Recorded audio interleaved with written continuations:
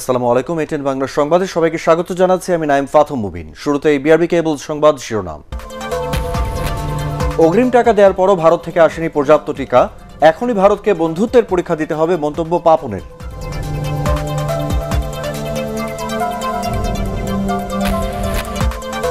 করোনায় আরও ৮৩ জনের মৃত্যু, নতুন আক্রান্ত ২৬৯৭, শনাক্তের হার কমে ১৩%।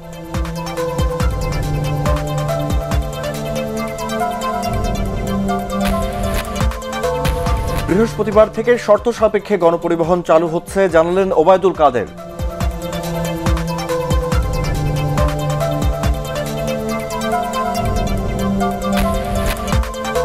সারা দেশে না দিয়ে এলাকা ভিত্তিক লকডাউনের পরামর্শ বিশেষজ্ঞদের, ঈদের সময় শোচনীয় অবস্থার আশঙ্কা।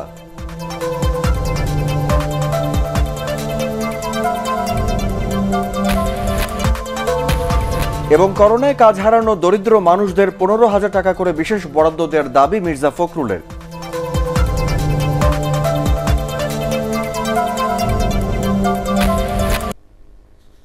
শুনছিলেন বিআরবি কেবল সংবাদ শিরোনাম। এবার বিস্তারিত। অগ্রিম টাকা পরিশোধ করার পরও ভারত থেকে চুক্তি অনুযায়ী টিকা না পাওয়ায় ক্ষোভ প্রকাশ করেছেন বেক্সিমকো ফার্মার ব্যবস্থাপনা পরিচালক নাজমুল হাসান পাপন।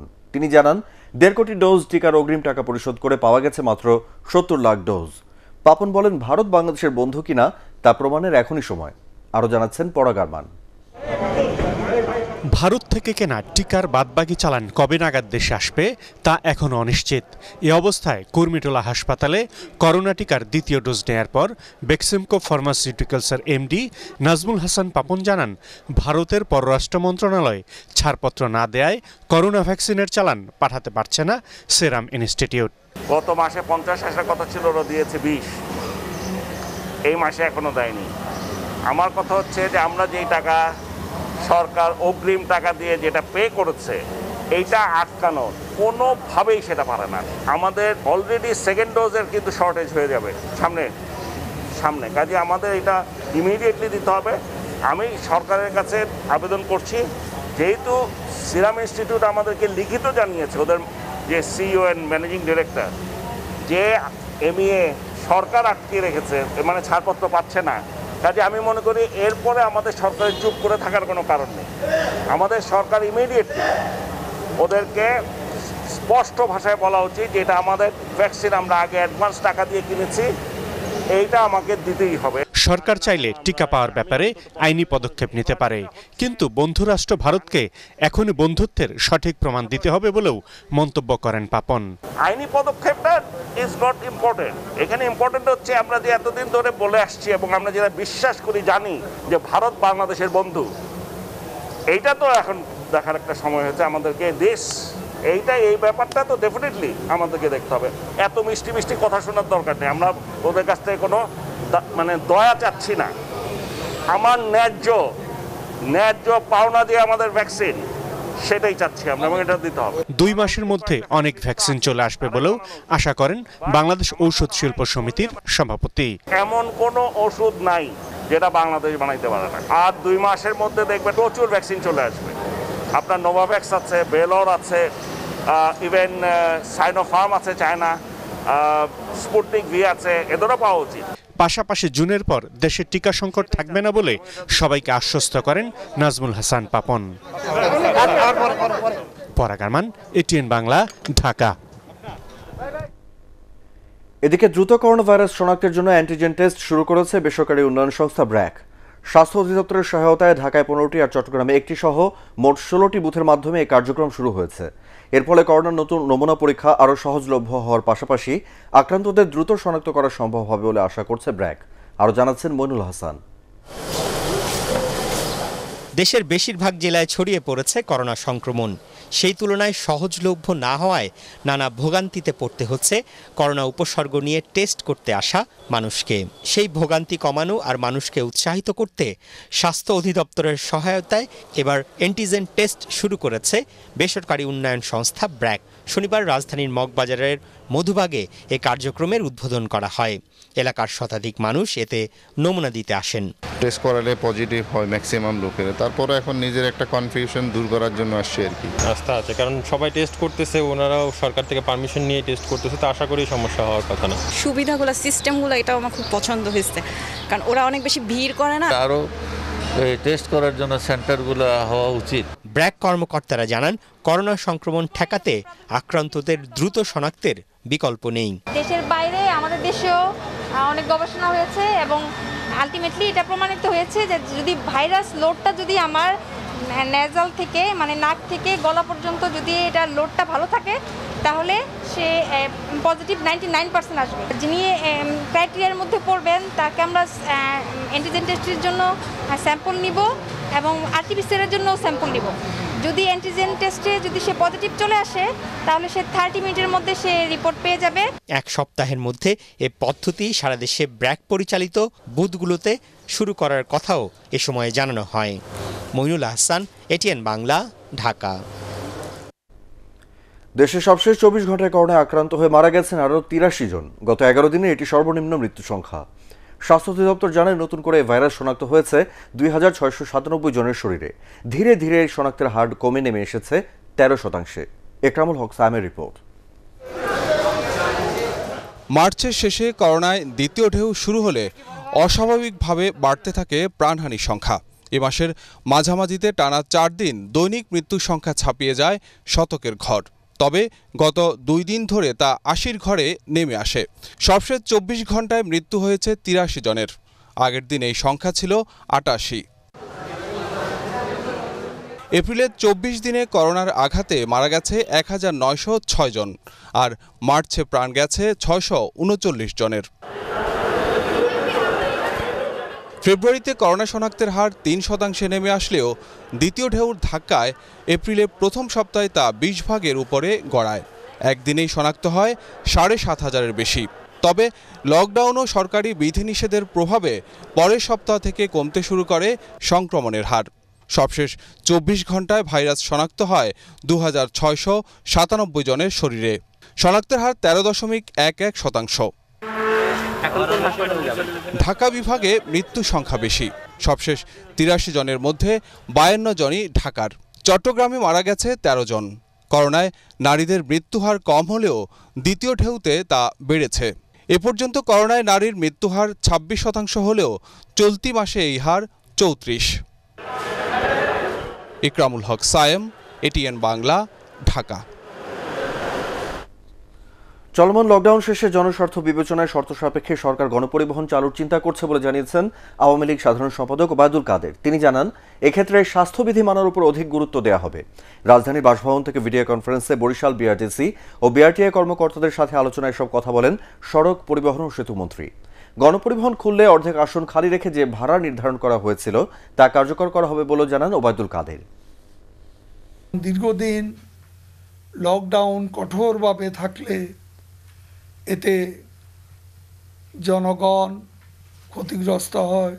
সরকার লকডাউনের পর গণপরিবহন চালানোর ব্যাপারেও সক্রিয় চিন্তাভাবনা করছে। করোনা সংক্রমণ প্রতিরোধে দীর্ঘ সময় দেশব্যাপী লকডাউনের পরিবর্তে এলাকা ভিত্তিক লকডাউনের পরামর্শ দিয়েছেন বিশেষজ্ঞরা। তাদের মতে কখনো কঠোর আবার কখনো নমনীয় লকডাউনে ভেস্তে যাচ্ছে এই উদ্যোগ। ঈদকে কেন্দ্র করে আবারও শোচনীয় অবস্থার আশঙ্কা করে তারা বলছেন, স্বাস্থ্যবিধি মানাতে নিষেধাজ্ঞা বহাল রাখতে হবে দীর্ঘমেয়াদে। একরামুল হক সায়েমের রিপোর্ট। করোনার দ্বিতীয় ঢেউ প্রতিরোধে দেশজুড়ে চলছে সর্বাত্মক লকডাউন। তবে রাজধানীর সড়কের চিত্র বলে দেয় তা কতটা বাস্তবায়িত হচ্ছে। কোভিড নিয়ন্ত্রণে কারিগরি পরামর্শ কমিটির সদস্য অধ্যাপক নজরুল ইসলাম এমন অবস্থাকে কেবল প্রশাসনিক লকডাউন বলেই মনে করেন। আমরা শুধু বলছি লকডাউন মানে সব বন্ধ করে দাও, সবাই আবার সেই স্বাস্থ্যবিধি না মেনে হুড়মুড় করে একেবারে ভিড় করে কাজ করো, এই জিনিসটা আমাদের ক্ষতি করছে। লকডাউনটা শুধু অ্যাডমিনিস্ট্রেটিভ অর্থাৎ গতিবিধির নিয়ন্ত্রণ না, পেশেন্ট আইডেন্টিফিকেশন, আইসোলেশন এবং কোয়ারেন্টাইন, এই 3টা কম্পোনেন্ট ওখানে অ্যাড করা উচিত ছিল। লকডাউনে জীবিকার তাগিদে স্বাস্থ্যবিধির তোয়াক্কা না করেই ঝুঁকি নিয়ে বাইরে যাচ্ছে সাধারণ মানুষ। এদিকে ঈদকে কেন্দ্র করে কোনো কোনো ক্ষেত্রে শিথিল করার কথা ভাবছে সরকার। কিন্তু করোনার বিরুদ্ধে দীর্ঘ সময় লড়াই করতে হবে উল্লেখ করে বিশেষজ্ঞরা বলছেন দরকার টেকসই প্রস্তুতির। হয়তো 2 সপ্তাহের বেশি সর্বাত্মক বিধিনিষেধ চালিয়ে রাখা সম্ভব হবে না।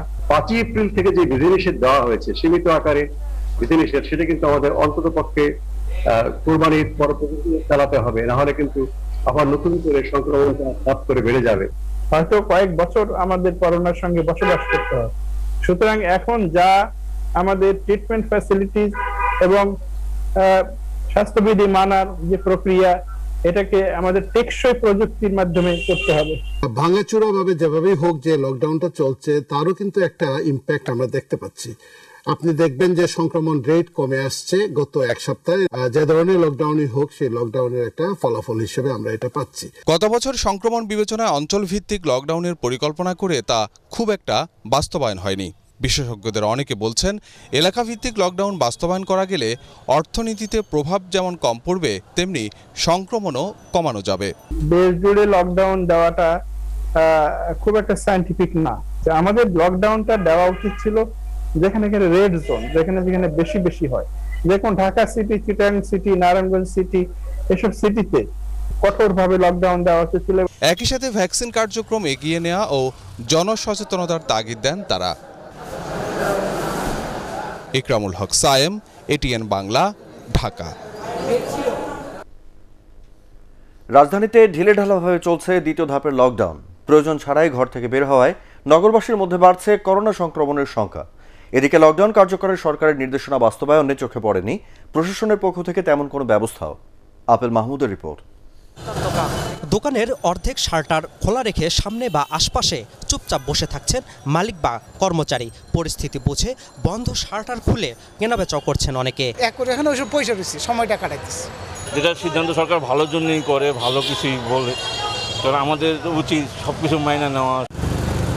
বাস ছাড়া নগরের প্রধান সড়কে চলছে সব ধরনের যানবাহন। করোনা ভাইরাস সংক্রমণ রোধে সরকারের নির্দেশনা মানতে অনেকটা অনীহা খেটে খাওয়া মানুষগুলোর। গাড়ি লিয়ে বাইরেছি ফেটার যায়, খোলা বান আছে, বাচ্চা আছে, এর তো চালাইতেই রোগের ভয় পেলে আমাকে পেটে ব্যথা আসবে, আমাকে খাইয়ে বাঁচতে হবে। এদিকে রাজধানীর অধিকাংশ চেকপোস্টে ছিল ঢিলেঢালা ভাব, তবে কোথাও কোথাও মানুষের মধ্যে সচেতনতা বাড়াতে কিছুটা তৎপর ছিল ট্রাফিক পুলিশ। যে বেরোচ্ছে বাড়ি থেকে, আমরা তো তার বাড়িতে গিয়ে বলতে পারতেছি না যে আপনি বের হবেন না, আপনি গাড়ি নিয়ে বের হবেন না।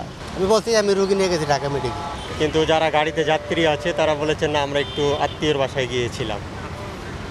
এই জন্য মূলত মিথ্যা বলার জন্যই মূলত আমি গভর্নমেন্ট রুলস ভায়োলেশন করেছি, এই জন্য মামলাটা দিয়েছি। যতই লকডাউন দেওয়া হোক না কেন, জনগণ সচেতন না হলে করোনা সংক্রমণ বন্ধ করা সম্ভব নয় বলে অভিমত আইনশৃঙ্খলা বাহিনী সহ সচেতন নাগরিকদের। Apple Mahmud, ATN Bangla, Dhaka. Corona মহামারীতে কাজ হারানো দরিদ্র ও অসহায় মানুষকে ন্যূনতম 3 মাসের জন্য নগদ 15,000 টাকা করে বিশেষ বরাদ্দ পৌঁছে দিতে সরকারের কাছে দাবি জানিয়েছে বিএনপি। রাজধানীর উত্তরার বাসা থেকে ভার্চুয়াল সংবাদ সম্মেলনে দাবি জানিয়ে 7 দফা প্রস্তাবনা তুলে ধরেন দলের মহাসচিব মির্জা ফখরুল ইসলাম আলমগীর। লকডাউন কার্যকর হয়নি মন্তব্য করে তিনি বলেন, সরকারের দুর্নীতি আর অদূরদর্শিতার কারণে দেশে অর্থনৈতিক ও মানবিক বিপর্যয় দেখা দিয়েছে। এ সময় অভিযোগ করা হয়, মামলা ও নির্যাতনের কারণে বিএনপি নেতাকর্মীরা করোনায় ক্ষতিগ্রস্ত মানুষের পাশে দাঁড়াতে পারছেন না। লকডাউনের ফলে সবচেয়ে ক্ষতিগ্রস্ত, দিন আনে দিন খায় এই শ্রেণীর গরিব, দিনমজুর, পেশাজীবী ও নিম্ন আয়ের মানুষদের প্রত্যেককে এই পর্যায়ে অনতিবিলম্বে রাষ্ট্রীয় বিশেষ তহবিল থেকে বিশেষ বরাদ্দের মাধ্যমে প্রাথমিকভাবে 3 মাসের জন্য 15,000 টাকা এককালীন নগদ অর্থ পৌঁছে দেওয়া নিশ্চিত করতে আমরা দাবি জানাচ্ছি। ভবিষ্যতে পরিস্থিতির আলোকে প্রয়োজনে এর বরাদ্দ আরো বাড়াতে হবে। ক্ষতিগ্রস্ত এসএমই, প্রাতিষ্ঠানিক ও প্রাতিষ্ঠানিক শিল্প ও কৃষিখাতে রাষ্ট্রীয় রাজস্ব তহবিল থেকে বিশেষ প্রণোদনা অর্থ বরাদ্দ দিতে হবে। বহুল আলোচিত সাভারের রানা প্লাজা ট্র্যাজেডির 8 বছর আজ। 2013 সালের এই দিনে সাভার বাজার বাসস্ট্যান্ড এলাকায় রানা প্লাজার 8তলা ভবন ধসে প্রাণ হারান 1300-রও বেশি পোশাক শ্রমিক। আহত হয় কয়েক হাজার শ্রমজীবী মানুষ। এ ঘটনায় 4টি মামলা দায়ের করা হয়। দিনটি স্মরণে নানা কর্মসূচি পালন করছেন রানা প্লাজার আহত ও নিহত শ্রমিকদের পরিবারের সদস্যরা। তাদের সাথে কর্মসূচিতে যোগ দেয় বিভিন্ন শ্রমিক সংগঠনও। সকালে রানা প্লাজার সামনে অস্থায়ী শহীদ বেদিতে ফুল দিয়ে শ্রদ্ধা জানায় তারা। এ সময় নিহতদের আত্মার মাগফিরাত কামনা করে 1 মিনিট নীরবতা পালন করা হয়। পরে মানববন্ধন ও বিক্ষোভ মিছিল থেকে রানা প্লাজার মালিক সোহেল রানার ফাঁসির দাবি জানান শ্রমিকরা। এদিকে জাতীয় প্রেস ক্লাবের সামনে মোমবাতি প্রজ্বলন কর্মসূচি পালন করে জাতীয় গার্মেন্টস শ্রমিক ফেডারেশনের নেতাকর্মীরা। সকালে এই কর্মসূচি থেকে নিরাপদ কারখানা নিশ্চিতের দাবি জানানো হয়।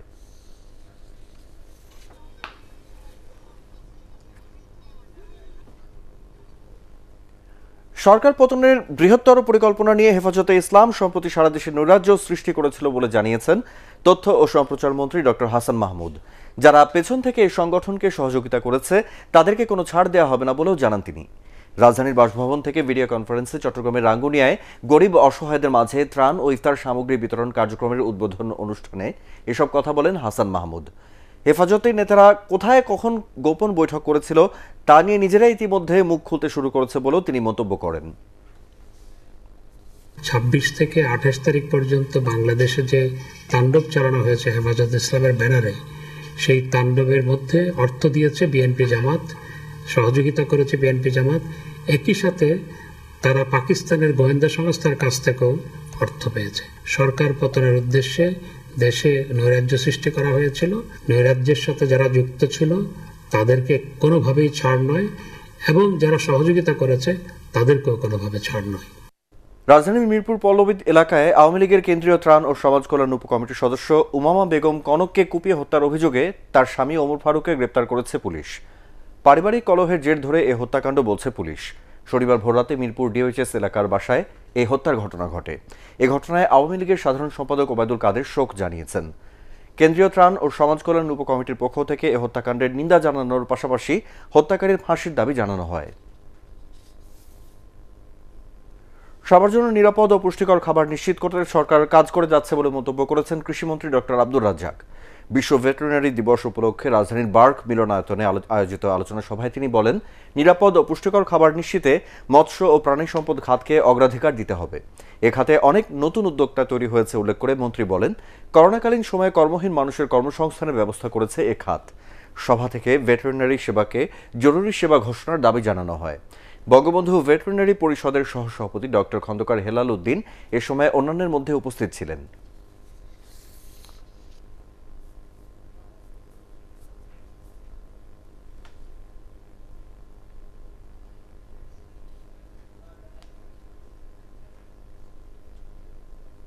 এবারে ইভ্যালে ইফতার সংবাদ। করোনা ও লকডাউনে এখনো জমে ওঠেনি রাজধানীর ইফতার বাজার। মুখরোচক ও সুস্বাদু নানা খাবারের পসরা নিয়ে বিক্রেতারা বসলেও ক্রেতাদের মধ্যে নেই কেনার আগ্রহ। লকডাউনের পর বাড়বে কেনা বেচা, এমনটাই আশা বিক্রেতাদের। বিস্তারিত শফিউল আলম সুজনের রিপোর্টে। বাহারি শপ ইফতারে সাজানো রাজধানীর ধানমন্ডি এলাকার বিভিন্ন রেস্টুরেন্টে রোজায় এসব বৈচিত্র্যময় ও মুখরোচক খাবার কিনতে অনেকেই ছুটে আসলেও করোনা ও লকডাউনের কারণে এবার বাজার মন্দা। গেছবারের মতো এবার তেমন একটা হয় নাই আর কি। বাসাবাড়িতে অনেক ঝামেলা করতে ঝামেলা, এই জন্য টুকটাক বাইরে থেকে কিনতে হয়। ভিন্ন স্বাদ মাঝে মাঝে দরকার পড়ে, এই জন্যই বাইরে আসা, যে বাচ্চা নিয়ে বাইরে আসছি। স্বাভাবিক সময় এসব ইফতারের দোকানে উপচে পড়া ভিড় থাকলেও এবার নেই। করোনায় অনেকেই জোর দিচ্ছেন স্বাস্থ্যসম্মত খাবারের প্রতি, তবে স্বাস্থ্যবিধি মানছেন না অনেকেই। আমরা বাসায় ইফতারি সবকিছু করি, তবে এই বাচ্চার জন্য কিছু কিনে আনতে হয়, তাই এখান থেকে কিনে নিচ্ছি। যেই খাবারগুলো বাসায় তৈরি করা হয় না, সেইগুলোর জন্য মাঝে মাঝে আসা আর কি। রোজা মাসে একটু প্রাইস বেশি নেই, আমাদের এটা আমাদের একটা কালচার হয়ে গেছে। যারা স্টাফরা আছে তারা মাস্ক পরিধান করেছি, স্যানিটাইজ করতেছি, যতটুকু পারা যায় আমরা চেষ্টা করতেছি। বড় বড় রেস্টুরেন্টগুলোতে ইফতারের মেনুতে বৈচিত্র্য আনলেও ক্রেতা সংকটে ভুগছেন অনেকেই। করোনার কারণে অনেকটাই কম বেচা কেনা। লকডাউন উঠে গেলে তো অবশ্যই বেচা বিক্রিটা ভালো হবে, তো এই আশায় আছি আমরা। পরিস্থিতি স্বাভাবিক হলে ইফতার কেনায় আবার আগ্রহ বাড়বে, এমনটাই আশা বিক্রেতাদের। শফিউল আলম সুজন, এটিএন বাংলা, ঢাকা। এ পর্যায়ে আল আরাফা ইসলামী ব্যাংক অর্থ সংবাদ।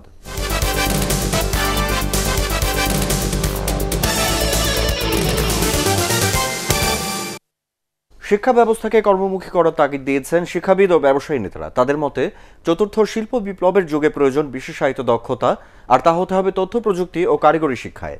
ইন্ডাস্ট্রি অ্যান্ড একাডেমিয়া লিঙ্কেজ নিয়ে ঢাকা চেম্বারের ভার্চুয়াল সেমিনারে এসব তথ্য জানানো হয়। এ সময় বক্তারা বলেন, দেশের তৈরি পোশাক শিল্পে কর্মসংস্থানের যথেষ্ট সম্ভাবনা রয়েছে, আর করোনার মধ্যেও সে সুযোগকে কাজে লাগাতে পরিকল্পনা গ্রহণের তাগিদ দেন তারা। ঢাকা চেম্বারের সভাপতি রেজওয়ান রহমানের সভাপতিত্বে খ্যাতিমান শিক্ষাবিদরা এতে অংশ নেন। এবারে আন্তর্জাতিক সংবাদ।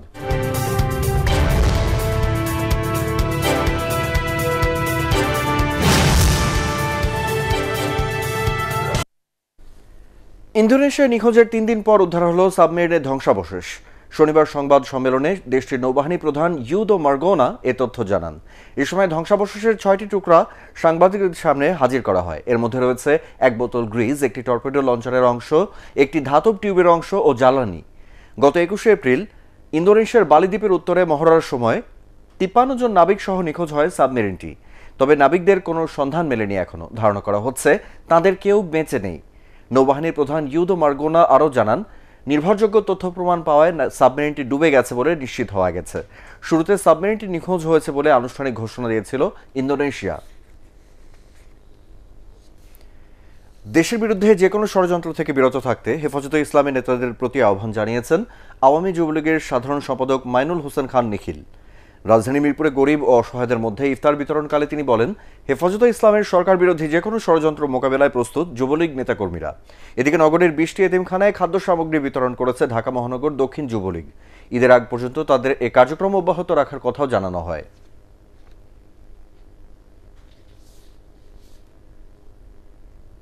এবারে সেহরি ও ইফতারের সময়সূচি।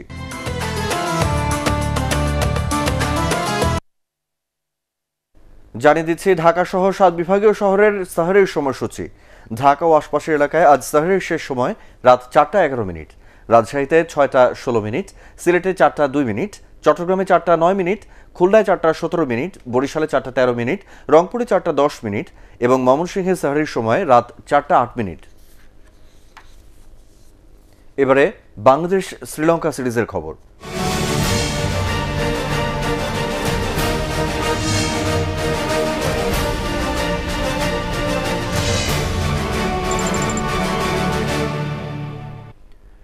দিমুথ করুণারত্নে আর ধনঞ্জয় ডি সিলভার সেঞ্চুরিতে পাল্লেকেলে টেস্টের চতুর্থ দিন শেষে সুবিধাজনক অবস্থায় রয়েছে শ্রীলঙ্কা।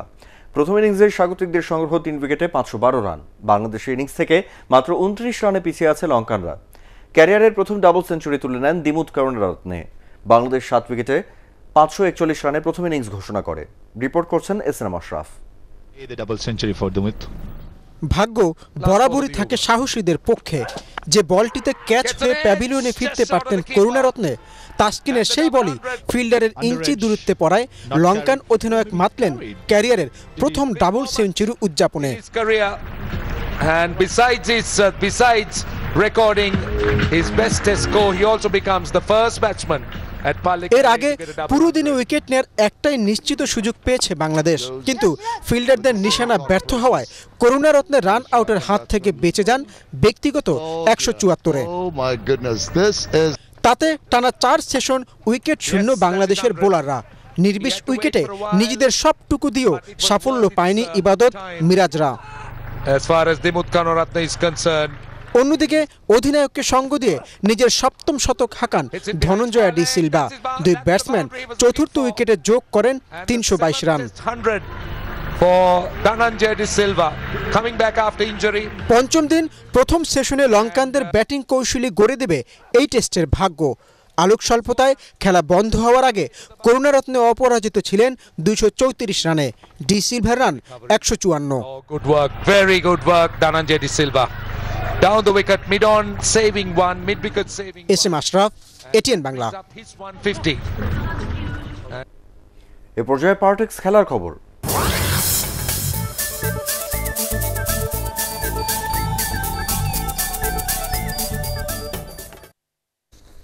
স্প্যানিশ লা লিগায় রাত 1টায় রিয়াল বেটিসের মুখোমুখি হবে রিয়াল মাদ্রিদ। 70 পয়েন্ট নিয়ে টেবিলের 2 নম্বরে রয়েছে জিনেদিনে জিদানের দল। জিতলেই শীর্ষে থাকা অ্যাটলেটিকো মাদ্রিদকে ছুঁয়ে ফেলবে লস ব্ল্যাঙ্কোরা। যদিও ম্যাচে রিয়াল পাচ্ছে না ইনজুরি আক্রান্ত সার্জিও রামোস আর লুকাস ভাস্কুয়েজকে। অন্যদিকে লিগ টেবিলে রিয়াল বেটিসের অবস্থান 6 নম্বরে। এবারের মৌসুমে সেট পিস থেকে সবচেয়ে ধারাবাহিক ম্যানুয়েল পেলেগ্রিনির দল। এ পর্যন্ত 18 বার প্রতিপক্ষের জালে বল পাঠিয়েছে তারা। এই সেট পিস থেকে 11 গোল হজম করেছেন কারিম বেনজেমারা। শেষ করার আগে বিআরবি কেবল সংবাদ শিরোনামগুলো আরেকবার। অগ্রিম টাকা দেওয়ার পরও ভারত থেকে আসেনি পর্যাপ্ত টিকা, এখনই ভারতকে বন্ধুত্বের পরীক্ষা দিতে হবে, মন্তব্য পাপনের।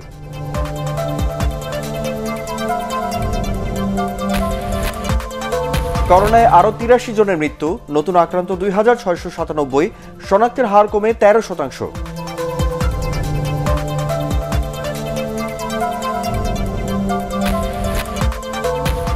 বৃহস্পতিবার থেকে শর্ত সাপেক্ষে গণপরিবহন চালু হচ্ছে, জানালেন ওবায়দুল কাদের।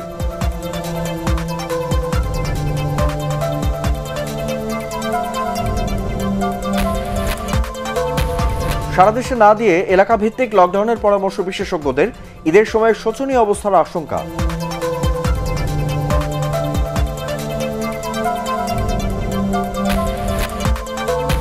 এবং করোনায় কাজ হারানো দরিদ্র মানুষদের ১৫,০০০ টাকা করে বিশেষ বরাদ্দ দেওয়ার দাবি মির্জা ফখরুলের।